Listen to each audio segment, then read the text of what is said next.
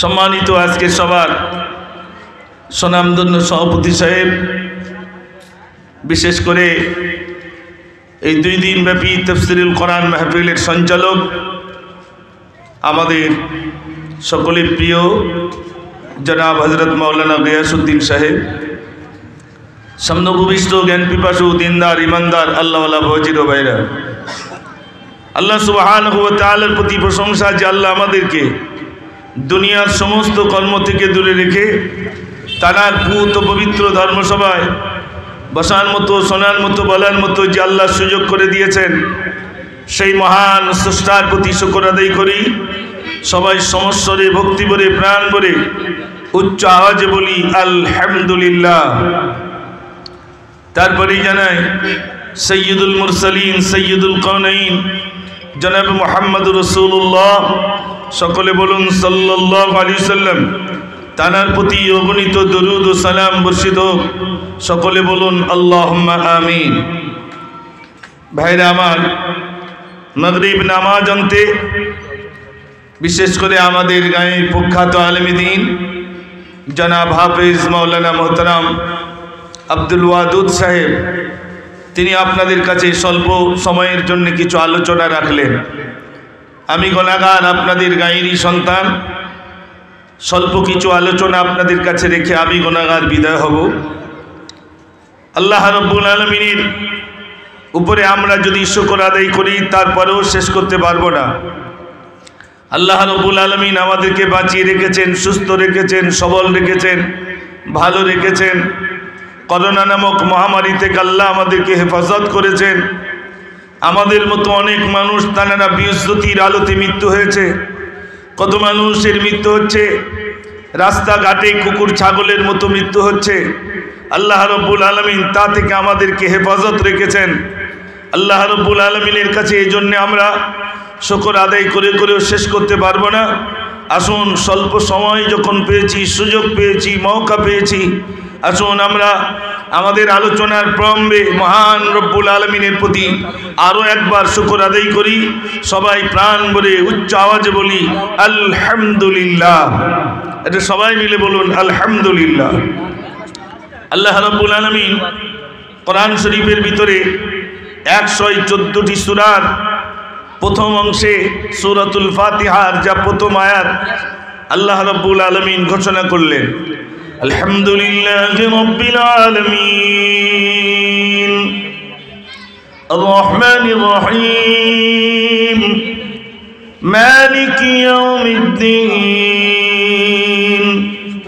ইয়্যাকা না'বুদু ওয়া ইয়্যাকা নাস্তাঈন ইহদিনাস সিরাতাল মুস্তাকিম সিরাতাল লাযীনা আন'আমতা আলাইহিম গায়রিল মাগযুবি আলাইহিম ওয়ালাদ-দাল্লিন।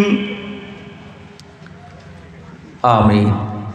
সূরাতুল ফাতিহা যে সূরার ভিতরে 7টি আয়াত আছে, আমি শুধু আপনাদের কাছে একটি আয়াত নিয়ে আলোচনা রাখব। আলহামদুলিল্লাহি রাব্বিল আলামিন। সর্বোপরি প্রশংসা সেই আল্লাহ সুবহানাহু ওয়া তাআলার জন্য। বান্দা যখন আল্লাহর প্রশংসা জ্ঞাপন করবে, শুকরিয়া জ্ঞাপন করবে, আল্লাহ রাব্বুল আলামিন তার নিয়ামত বাড়িয়ে দেবে। এই জন্যে আমাদের প্রতি আলোতে সর্বদাই কেউ যদি জিজ্ঞাসা করে ভাই কেমন আছেন, সঙ্গে সঙ্গে বলবো আলহামদুলিল্লাহ, আমি ভালো আছি। আপনার অবস্থা কেমন? আলহামদুলিল্লাহ। সর্বদাই মহান রবের শুকরিয়া আদায় করা। আল্লাহ রাব্বুল আলামিন আমাদেরকে সব থেকে সুন্দর করে তৈরি করেছেন। পৃথিবীতে আল্লাহ রাব্বুল আলামিন যা তৈরি করেছেন, সব থেকে সুন্দর করে তৈরি করেছেন আমাদেরকে, মানুষদেরকে। এই জন্যই সুন্দর সৃষ্টিজীবকে কেন্দ্র করে আল্লাহ রাব্বুল আলামিন সেদিনে আমাদের রূহগুলোকে একত্রিত করে জিজ্ঞাসা করেছিলেন আলাস্তু বিরাব্বিকুম, আমি কি তোমাদের প্রভু নই? সেদিন আমরা সবাই বলেছিলাম ক্বালু বালা, নিশ্চয়ই আপনি আমাদের প্রভু।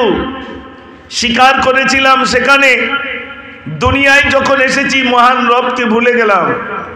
এই দুনিয়ার চাকচিক্য ময়দান দেখে রবকে ভুলে গেলাম, প্রভুকে ভুলে গেলাম।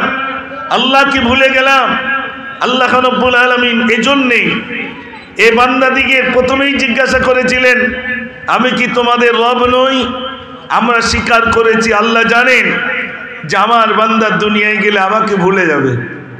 এই জন্যে আল্লাহ রাব্বুল আলামিন যুগে যুগে নবী প্রেরণ করেছেন। আদম নবী থেকে নিয়ে পর্যন্ত 1,24,000 পয়গম্বর, কেউ লিখেছেন 2,24,000 পয়গম্বর, অগণিত নবী ও রসুল তানাদেরকে আল্লাহ রাব্বুল আলামিন প্রেরণ করেছেন। প্রত্যেক নবীদের একটাই দাওয়াত দিয়েছেন। আল্লাহ রাব্বুল আলামিন এলান করলেন, হাবিব এ আমার নবী, আপনি মানুষের কাছে এই দাওয়াত দেন, ইয়া আইয়ুহান নাস, হে মানব সকলেরা, কুলু লা ইলাহা ইল্লাল্লাহ তুফলিহুন, তোমরা বলো আল্লাহ ছাড়া কোনো মাবুদ নাই, আল্লাহ ছাড়া কোনো ইলাহ নাই, আল্লাহ ছাড়া কোনো উপাস্য নাই। এই কথাটা আমার বান্দাদের কাছে দাওয়াত দাও। এই দাওয়াত নূহ নবী 950 বছর ধরে দাওয়াত দিয়েছেন এবং অন্যান্য নবীগণ দাওয়াত দিয়েছেন। বিশ্বনবী সাল্লাল্লাহু আলাইহি সাল্লাম মাত্র 23টা বছর ধরে দাওয়াত দিয়েছেন। 23 বছরের দাওয়াতে মানুষ, অগণিত মানুষ ইসলাম কবুল করেছেন। হযরত নূহ আলাইহিস সালাতু ওয়াস সালাম 950 বছর দাওয়াত দিয়ে 40 জন পুরুষ 40 জন নারী ইসলাম কবুল করেছেন। আর বিশ্বনবী সাল্লাল্লাহু আলাইহি সাল্লাম তিনি দাওয়াত দিলেন তো অগণিত মানুষ ইসলাম কবুল করেছেন। আমার ভাইরা, আজ আমরা ইসলাম কবুল করেছি, আমরা মুসলমানের ঘরে জন্ম নিয়েছি, আমরা আমাদের আই কার্ডে মুসলমান নাম আছে, যে নাম মানুষ শুনলে মনে হবে আমি একজন মুসলমান। কিন্তু আল্লাহ রাব্বুল আলামিন তিনি কত মায়া করে দয়া করে আমাদেরকে প্রেরণ করেছেন, আল্লাহ নিজে তা ঘোষণা করলেন। আল্লাহ রাব্বুল আলামিন বলেন, আমি আসমান তৈরি করলাম, জমিন তৈরি করলাম। এরপরে আল্লাহ রাব্বুল আলামিন বলেন, এগুলো তৈরি করার পিছনে শুধু বললাম কুন ফায়াকুন, হয়ে গেল। আসমান তৈরি করলাম, বললাম কুন ফায়াকুন, হয়ে গেল। জমিন তৈরি করলাম, আলাম নাজআলিল আরদা মিহাদা। আল্লাহ রাব্বুল আলামিন বলেন, এই জমিন তোমাদের জন্য বিছানা করে বানালাম, বিছানা স্বরূপ বানালাম।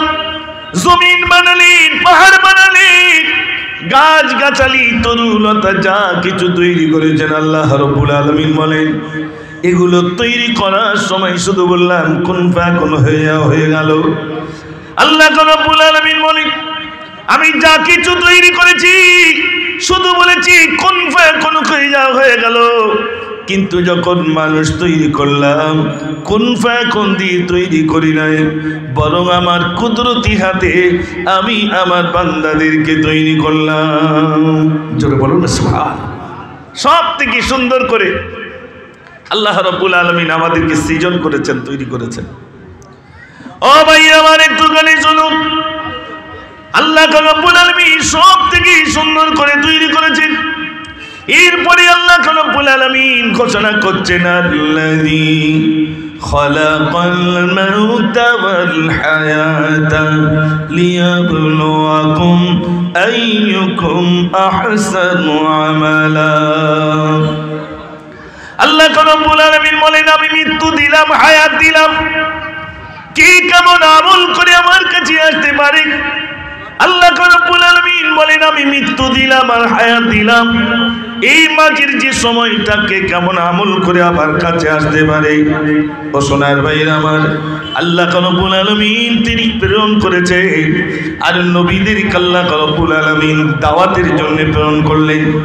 আল্লাহ রাব্বুল আলামিন জানেন আমার বান্দা ভুলে যাবে, আমার বান্দার ভিতর থেকে মৃত্যুর ভয় চলে যাবে, আমার বান্দার ভিতর থেকে আমার ভয় চলে যাবে।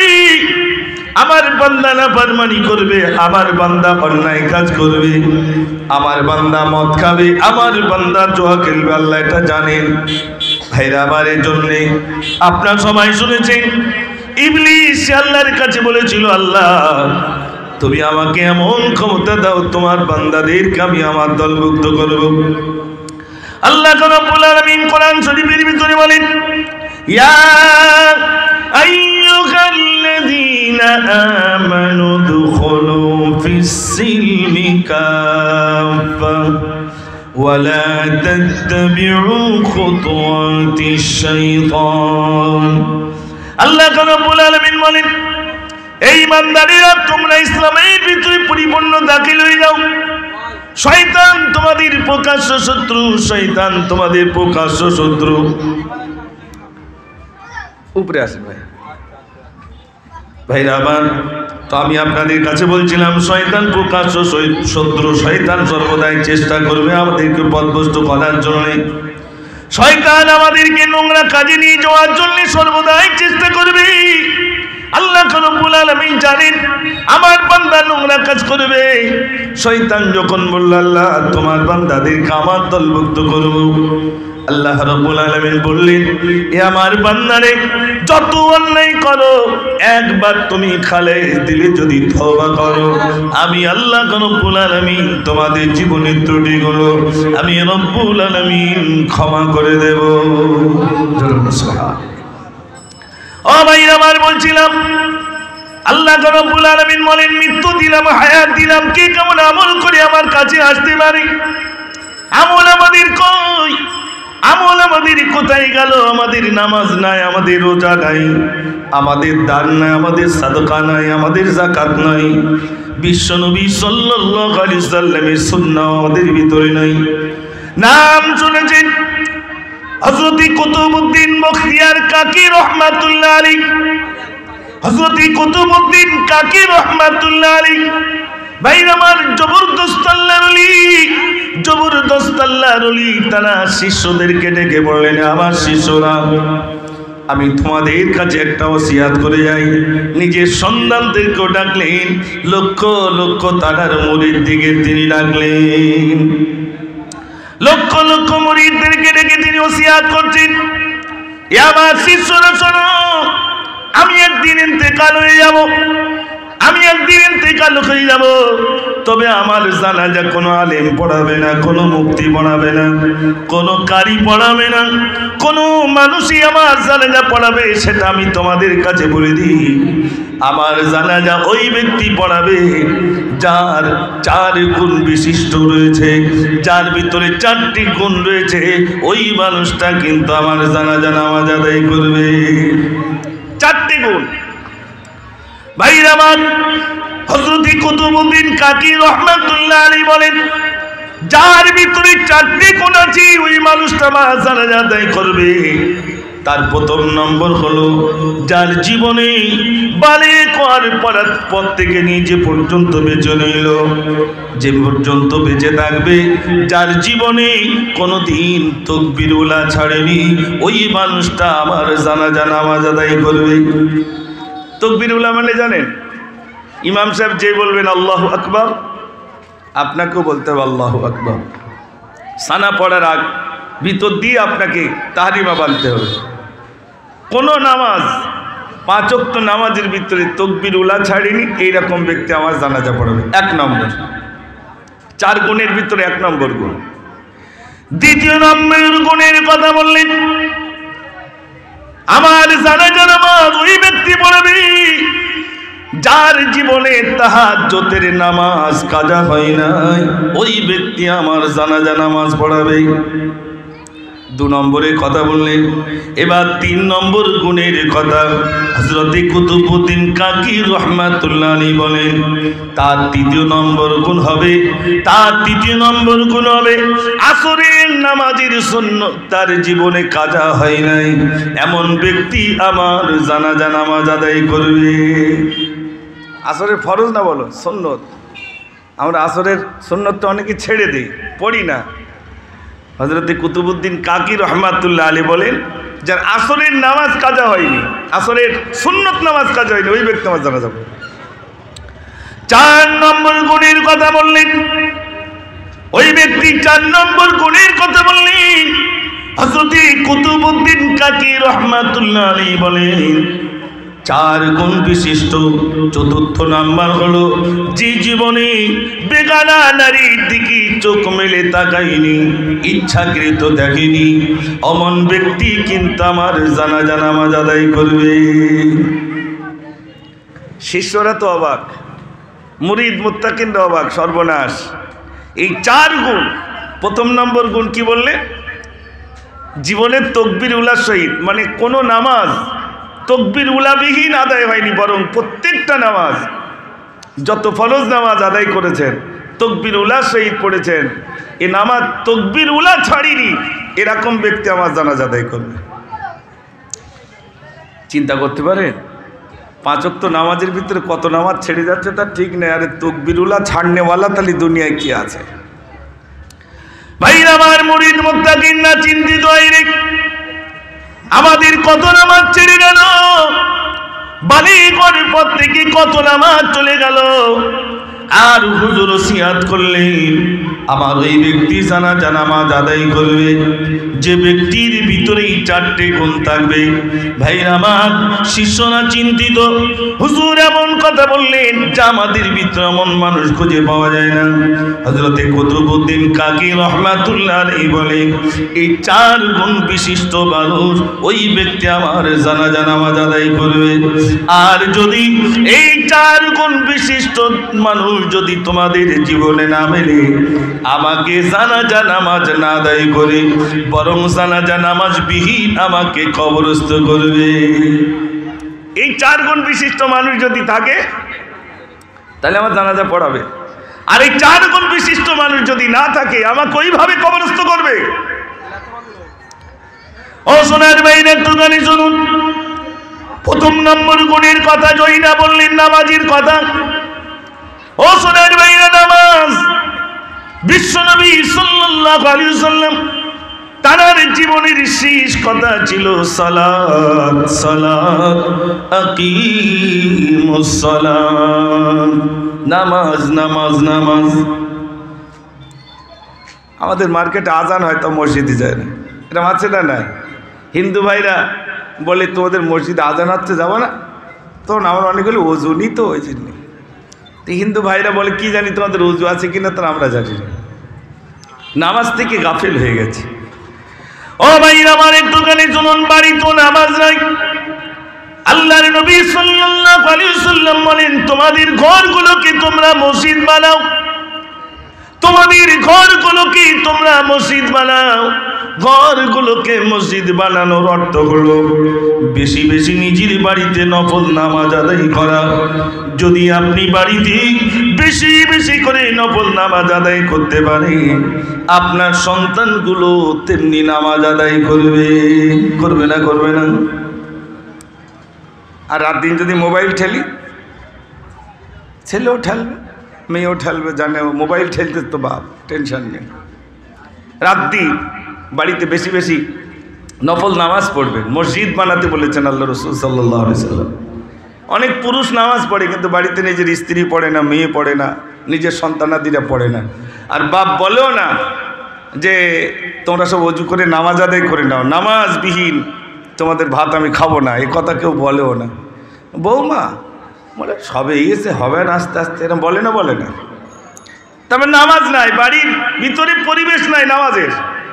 আল্লাহ রাসূল বলেছেন তোমাদের ঘরগুলোকে মসজিদ বানাও, মানে বাড়ি যেই আযান হবে মসজিদে আল্লাহু আকবার আল্লাহু আকবার, আযান হয়ে গেছে, আর দেরি নাই। ও ভাইরা আমার, একটুখানি শুনুন। জবরদস্ত একজন আলেমে দ্বীন তার বায়ানের কথা আমি আপনাদের কাছে বলি, এত সুন্দর তিনি বায়ান করছিলেন তার মুখের কথা। তিনি বলেন আমি দূর সফরে যাই, হঠাৎ একটা ভ্যানওয়ালাকে দেখলাম, ভ্যানওয়ালার ভিতরে এত তাকওয়া, এত পরেশগারিতে, এত আল্লাহর ভয় জানি না। আমি ওই ভ্যানওয়ালার কাছে গিয়ে যখন উঠলাম, আমি একটু দূরে যাব, ভাড়া কত তাও আমি জিজ্ঞাসা করলাম না। এই ভ্যানওয়ালার ভ্যানে যখন উঠলাম, তিনি আমাকে নিয়ে যাচ্ছেন, হঠাৎ করে মসজিদ আজান দিচ্ছে, হাইয়া আলাস সালাত। যে আজান হয়ে গেল, ওই ভ্যানের ড্রাইভার বলছে হুজুর আমি একটু ব্যানটা রাখছি, কিছু মনে নেবেন না। আজান হচ্ছে, আমি মসজিদে যাব, নামাজ আদায় করব। যিনি বড় মাপের আলিম তিনি বলছেন, ভাই আজান তো সবে হলো, নামাজের তো অনেক দেরি। সবে আজান হয়েছে, নামাজের তো অনেক দেরি, একটু পরে নামাজ পড়ে নিলে হবে না?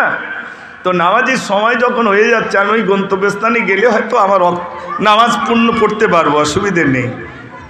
তা আপনি একটু চলুন, আমি খুব ব্যস্ত আছি। ভাই আমার বেনুলার সঙ্গে যাচ্ছি, হঠাৎ তিনি বেনুলা তেনার চোখ দিয়ে টপ টপ করে পানি পড়ে। তিনি জবরদস্ত জিজ্ঞাসা করলেন, ও চালক ভাই, আপনার চোখে পানি কেন, কিসের জন্য আপনি কাঁদছেন? বললেন, হুজুর বেয়াদবি মাফ করুন, যদি আমি ভ্যানের চালক, কিন্তু আজান হয়ে গেল, নামাজ আদায় করতে পারলাম না। আপনি বললেন, ওখানে গিয়ে নামাজ আদায় করব। এইটুকু সময় যদি আমি না বাঁচি, তাহলে আমার নামাজটা আমার জীবন থেকে চলে যাবে। যদি আমি না বাঁচি, আমার জীবন থেকে নামাজ চলে যাবে। এই জন্যে আজান হয়ে গেছে, আমি সহ্য করতে পারি না বলে আমার চোখে পানি আসে। বড় মাপের আলেম, মুখের দিকে তার সর্বনাশ। ভ্যানোলার ভিতরে এত তাকওয়া, এত পরেশগারিতা, এত আল্লাহর ভয়, এত নামাজি, আমি আলেম তো তার কাছে ফেল।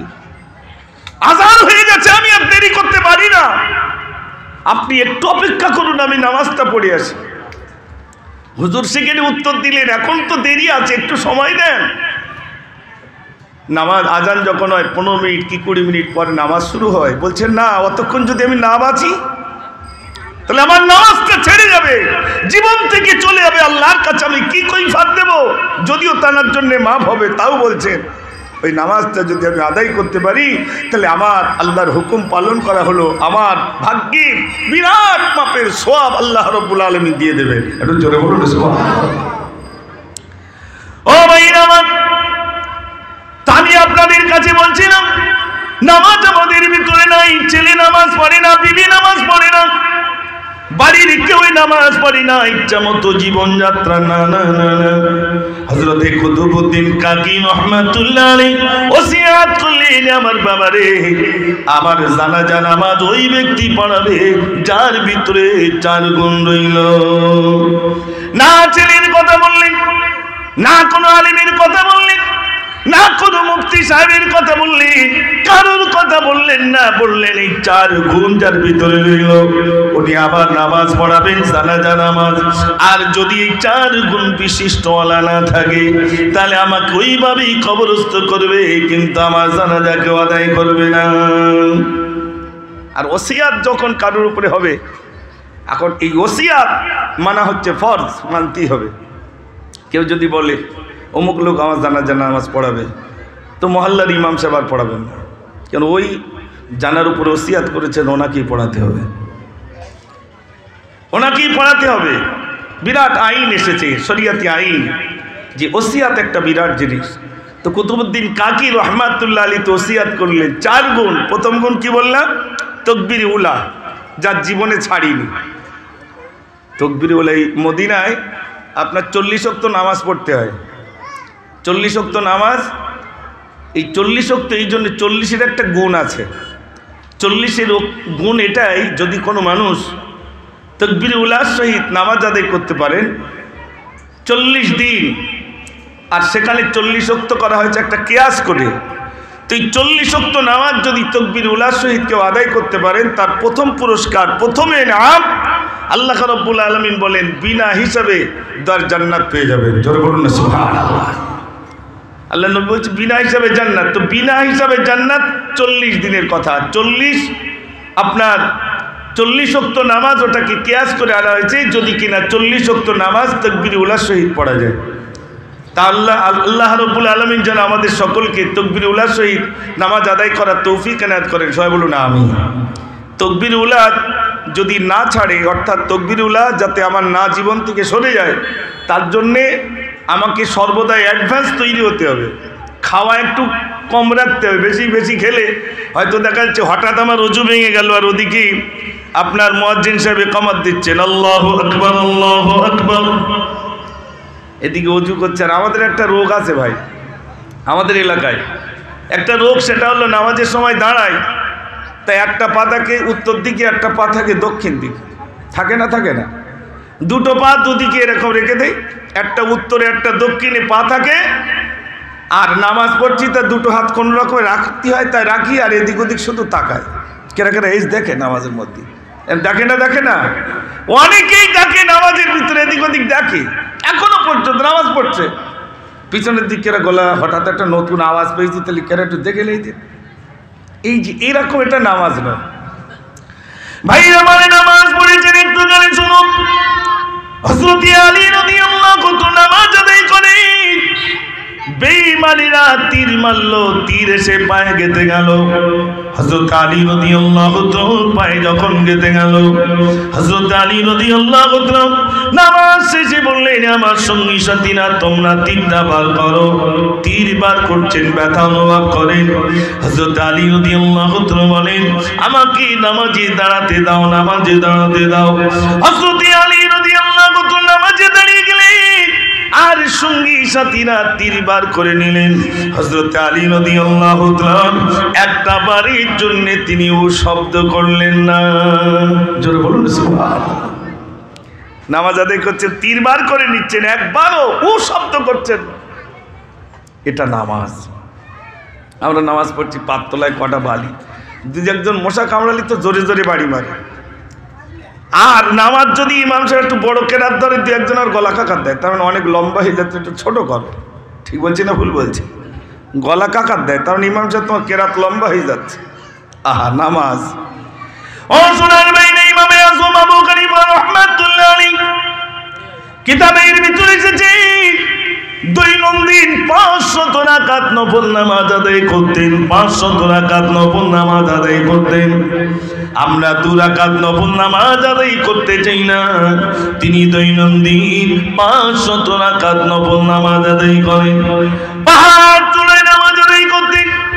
ইহুদি তার বাবাকে বলে, বাবারে ওই পাহাড় চড়ে একটা বাবলা গাছ দেখতাম, ওই বাবলা গাছটা দেখা যায় না কেন? তিনি বললেন, বাবা ওটা বাবলা গাছ নয়, ওটা বাবলা গাছ নয়, ওটা হলো জামানার ইমাম, ইমামে আযম আবু হানিফা রাহমাতুল্লাহ আলাইহি। সারাটা রাত ধরে তিনি নামাজ আদায় করতেন। তুমি যেটা দেখছো বাবলা গাছ, ওটা বাবলা গাছ নয়, ওটাই হলেন ইমামে আযম আবু হানিফা। জোরে বলুন সুবহানাল্লাহ। সারা রাত নফল নামাজ পড়তে। ও ভাই আমার, ইমামে আযম আবু হানিফা রাহমাতুল্লাহ আলাইহি রাস্তা দিয়ে চলেছেন। কিছু মানুষ বলছে এই মানুষটা দৈনন্দিন 500 রাকাত নফল নামাজ আদায় করেন। ইমাম আযম বললেন, না, আমি 300 রাকাত নফল নামাজ পড়ি, কিন্তু মানুষ জেনে নিল আমি 500 রাকাত নফল নামাজ পড়ি। ইমাম আযম বললেন, আমি আল্লাহর কাছে কেমন করে কৈফিয়ত দেব? আল্লাহ যদি বলেন, ইমাম আযম তুমি 300 রাকাত নফল নামাজ পড়তে, মানুষ জানতো তুমি 500 রাকাত পড়ো, আমি সেদিন আল্লাহর কাছে কেমন করে কৈফিয়ত দেব? ইমাম আযম আবু হানিফা রাহমাতুল্লাহ আলাইহি সেই দিন থেকে দৈনন্দিন 500 রাকাত নফল নামাজ পড়তেন। সুবহানাল্লাহ।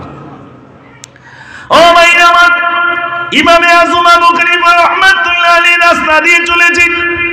কিছু যুবক, কিছু মানুষ বলে, ওই যে মানুষটা, সেই মানুষটা দৈনন্দিন 700 রাকাত নফল নামাজ পড়েন। ইমাম আযম বলেন, না না, আমি 500 রাকাত নফল নামাজ পড়ি, মানুষ জেনে নিল আমি 700 রাকাত নফল নামাজ পড়ি, আল্লাহর কাছে আমি কেমন করে কৈফিয়ত দেব? ইমামে আযম আবু হানিফা রাহমাতুল্লাহ আলাইহি সেই দিন থেকে দৈনন্দিন 700 রাকাত নফল নামাজ পড়তেন। জোরে বলুন সুবহানাল্লাহ। আচ্ছা, এটা মুখে বলা গেল 700 রাকাত। তারাবি কত রাকাত ভাই? তারাবি নামাজ পড়ি কত রাকাত?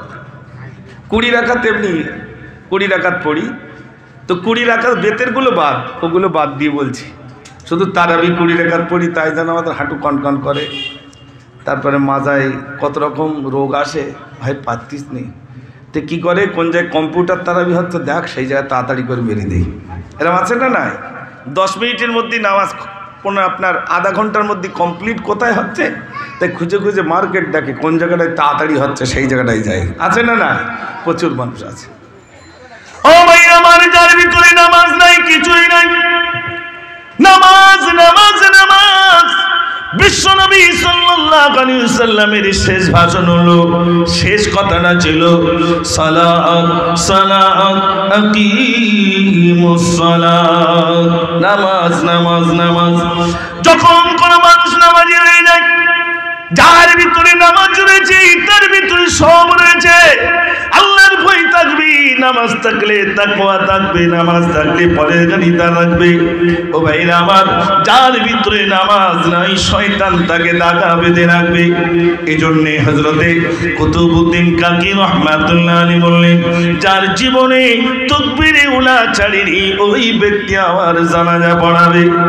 দ্বিতীয় নম্বরে বললেন, যার জীবনে তাহাজ্জুদ ছাড়েনি, যার জীবনে তাহাজ্জুদের নামাজ কাজা হয়নি ওই মানুষটা কিন্তু আমার জানাজা পড়াবে।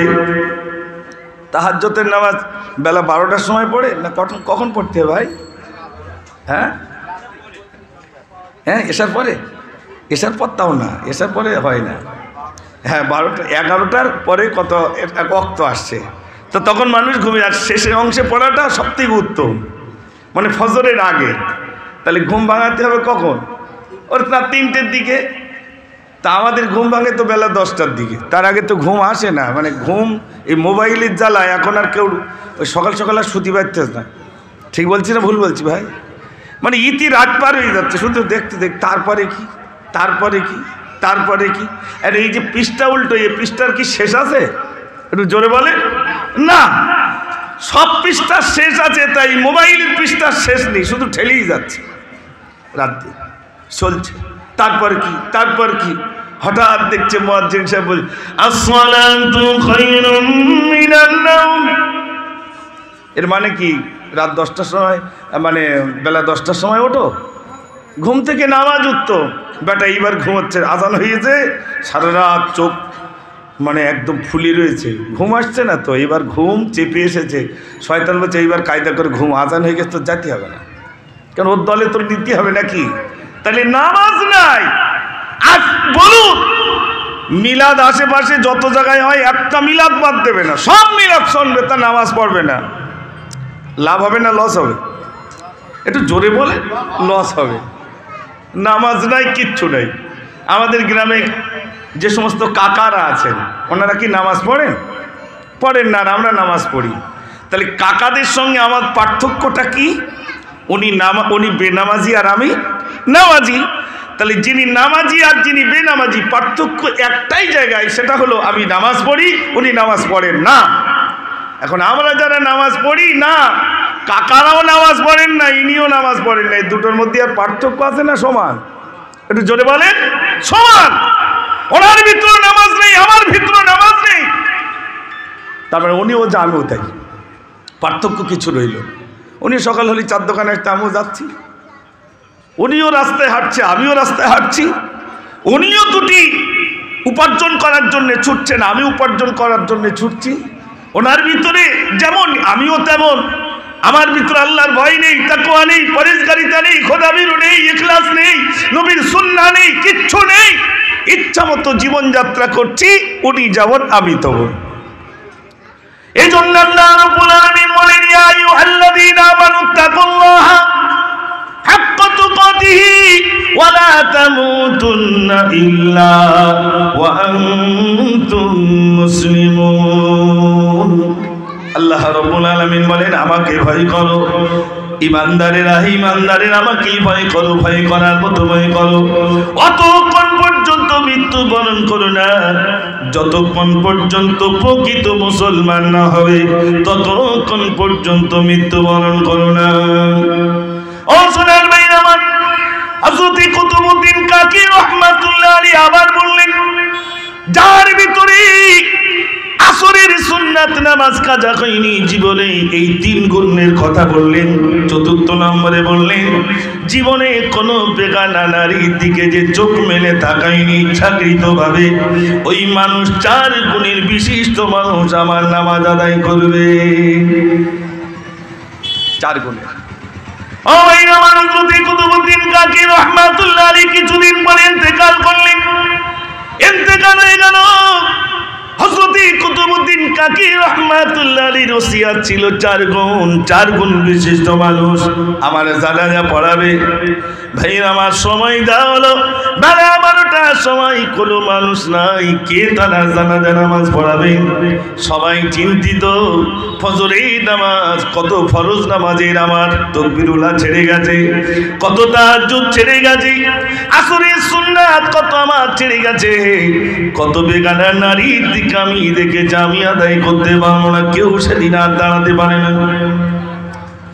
ও ভাই আমার, সেদিন কেউ আর দাঁড়াতে পারে না। জানাজা নামাজ সামনে, খাটিয়ার সামনে দাঁড়িয়ে, আর হঠাৎ করে একজন দাঁড়িয়ে বলছে, আমি কুতুবউদ্দিন কাকি রাহমাতুল্লাহ আলাইহি জানাজা নামাজ পড়াবো। একটু জোরে বলুন সুবহানাল্লাহ। সবাই তার দিকে তাকিয়ে, আরে কোন মানুষ জানাজা নামাজ পড়াবে? ও ভাই আমার, সেই মানুষের দিকে তাকিয়ে এবার তিনি সকলের ভিড় উপেক্ষা করে সামনে চলে এলেন। হযরত কুতুবউদ্দিন কাকি রাহমাতুল্লাহ আলাইহিকে বললেন, ও কুতুবউদ্দিন কাকি, ও কুতুবউদ্দিন কাকি রাহমাতুল্লাহ আলাইহি, আজ আমার আমলটা কেন তুমি মানুষের সামনে প্রকাশ করে গেলে?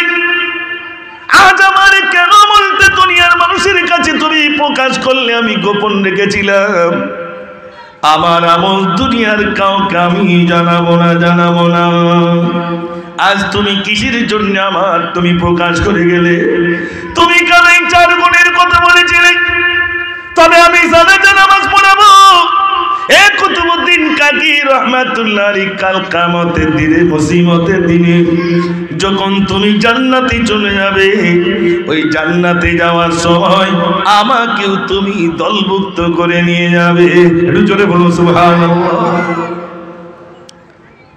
তিনি কে? কোন সে ব্যক্তি? দিল্লির সে সময় প্রধানমন্ত্রী ছিলেন হযরতে শামসুদ্দিন রাহমাতুল্লাহ আলাইহি। তিনি বিরাট বড় একজন বাদশা, তানার ভিতরে 4 গুণ ছিল। তিনি হযরতে কুতুবউদ্দিন কাকি রাহমাতুল্লাহ আলাইহি জানাজা পড়িয়েছিলেন। জোরে বলুন সুবহানাল্লাহ। আজ আমরা এখানে যারা উপস্থিত আছি ভাই, এই 4 গুণের 1 গুণ তো আমাদের ভিতরে নাই। আছে কি? এই 4টি গুণের ভিতরে তাকবীরুল্লাহও নেই, তাহাজ্জুদের নামাজও নেই, তারপরে আসরের সুন্নাহ কখনো পড়ি কখনো পড়ি না, আর 4th নম্বরে বেগানা নারীর দিকে তো অলরেডি তাকিয়েই রইলাম। ঠিক কিনা? এই 4 গুণওয়ালা আল্লাহ রাব্বুল আলামিন যেন আমাদের নসিবে কবুল করেন। সবাই বলুন আমিন। ও ভাই আমার, আমি আপনাদের গায়ের একজন নগণ্য সন্তান। আমি শুধু বলবো, চলে যাওয়া লাগবে, প্রত্যেককে চলে যেতে হবে। রেহাই নাই, ডাক আসবে, চলে যেতে হবে। পাশেই রইল কবরস্থান। ভাইরা আমার, হযরত ওসমান গনি রাদিয়াল্লাহু তাআলা কবরের পাশ দিয়ে যখন যেতেন, ডুকরে কেঁদেন, কাঁদতেন। সঙ্গে সাথীরা বলতেন, হুজুর এত কিসের জন্য আপনি ক্রন্দন করেন? কবরে দেখলে কেন এত কাঁদেন? কিসের জন্য আপনি কাঁদেন? জান্নাতের সুসংবাদ তো আপনি পেয়ে গেছেন, তারপরে কেন এত ক্রন্দন করেন? হযরত ওসমান গনি রাদিয়াল্লাহু তাআলা বলেন, কবরের আযাব ভয়ঙ্কর আযাব, যে আযাব আল্লাহ রাব্বুল আলামিন আমার জন্য মার্জনা করে দিয়েছে, যে আল্লাহ রাব্বুল আলামিন আমার জন্য ক্ষমা করে দিয়েছে, সেই মহান রব্বুল আলামিনের শুকরিয়া জ্ঞাপন করতে করতে আমি ওসমান ক্রন্দন করি। জোরে বলুন না সুবহানাল্লাহ। আমরা কবরস্থানে আসি, 2-1 জন হাসি, শুধু কত রকম কথা বলি, মনে করছি ওই কারাগারে আমি যাব না। আচ্ছা, আমরা যারা জীবিত, আমরা ওই কারাগারে যাব না? রেহাই আছে বলে মনে হয়? কত মাওলানা, কত মুফতি, কত মুহাদ্দিস, কত আল্লাহর ওলি, কত নবী জানার এসেছিলেন, তারাও চলে গেছেন। আমাকেও যেতে হবে। ও ভাইরা আমার, একটুখানি শুনুন।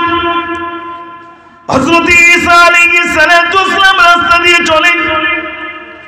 তার শিষ্যরা বললেন, হুজুর আপনি মুর্দাকে একটু জীবিত করুন। হুজুর এবার বললেন, কুম বিইজনিল্লাহ, আল্লাহর হুকুমে ওঠো। আল্লাহর হুকুমে উঠলেন। হাজার বছর হয়ে গেল, আল্লাহর হুকুমে উঠলেন। দেখলেন মুখের দাড়িগুলো সাদা হয়ে গেল। ঈসা নবী বললেন, তোমার মুখের দাড়িগুলো সাদা হলো কেন? কিসের জন্য সাদা হলো? বলছেন, আমার মৃত্যুর যন্ত্রণার ভয়েতে আজ আমার সেই ভয়েতে আমার দাড়িগুলো সাদা হয়ে গেল। হযরত ঈসা আলাইহিস সালাম বললেন, তোমার কি ইচ্ছা আছে দুনিয়ায় কিছুদিন থাকবো? বলছি, ইচ্ছা তো আছে, আমি দুনিয়ায় থাকতে ভালো লাগে, কিন্তু আজরাইল আলাইহিস সালাম কি আবার আসবেন? বলছে, আসলে অসুবিধে কি? বলছে, তুমি এখন মৃত্যুর খানি পড়োনি, আমি কিন্তু মৃত্যুর কবলে পড়েছি। এত কষ্ট, এত কষ্ট। ভাই আমার বিশ্ব নবী সাল্লাল্লাহু আলাইহি ওয়াসাল্লাম তার কাছে হযরত আজরাইল এলেন। ইয়া রাসূলুল্লাহ, ইয়া হাবিবাল্লাহ, আপনার জানখানা কবজ করার জন্য আমি এলাম। আল্লাহর নবীর কাছে এসে বললেন, ইয়া রাসূলুল্লাহ, যদি আপনি অনুমতি দেন তাহলে আপনার জানখানা কবজ করব, আর যদি অনুমতি না দেন আমি ফিরে যাব। আল্লাহর নবী সাল্লাল্লাহু আলাইহি ওয়াসাল্লাম বললেন, আজরাইল, আমি যদি অনুমতি না দিই, যতক্ষণ পর্যন্ত অনুমতি না দেবেন ততক্ষণ পর্যন্ত আপনার জান কবজ করা আমার জন্য হারাম হয়ে যাবে।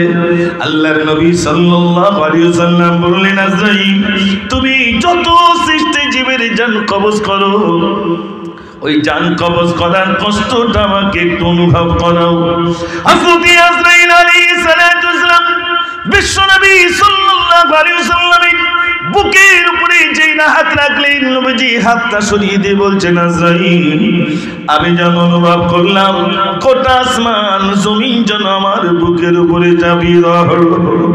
হযরত আজরাইল বললেন, ইয়া রাসূলুল্লাহ, সব থেকে হালকাটা আপনাকে দেখালাম, সব থেকে হালকাটা আপনাকে দেখালাম। আল্লাহর নবী সাল্লাল্লাহু আলাইহি ওয়াসাল্লাম ভাই আমার, তিনি সিজদায় কি কন্দন্নত রব্বুল আলামিন আমার উম্মতি সহ্য করতে পারবে না, এত কষ্ট আমার উম্মতি সহ্য করতে পারবে না। বিশ্ব নবী সাল্লাল্লাহু আলাইহি ওয়াসাল্লাম সিজদায় চলে গেলেন। 15 সিজদা, আচ্ছা আচ্ছা। তো শেষ অংশে বলছি, বিশ্বনবী সাল্লাল্লাহু আলাইহি ওয়াসাল্লাম উম্মতের জন্য মাথা নত করলেন। আল্লাহ রাব্বুল আলামিন বলছে, হাবিব, মাথা তুলুন, আপনার খাতিরে আপনার উম্মতি দিকের মৃত্যু কষ্টটা একটু আসান করে দিলাম। জোরে বলুন সুবহানাল্লাহ। আজ এখানে আমরা যারা আছি ভাই, মৃত্যু প্রত্যেকেরই হবে, তার জন্য আমাদেরকে তৈরি হওয়া। আল্লাহ রাব্বুল আলামিন যেন আমাদের সকলকে পাঞ্জেখানে নামাজি বানিয়ে দেন। সকলে বলুন আল্লাহুম্মা আমিন।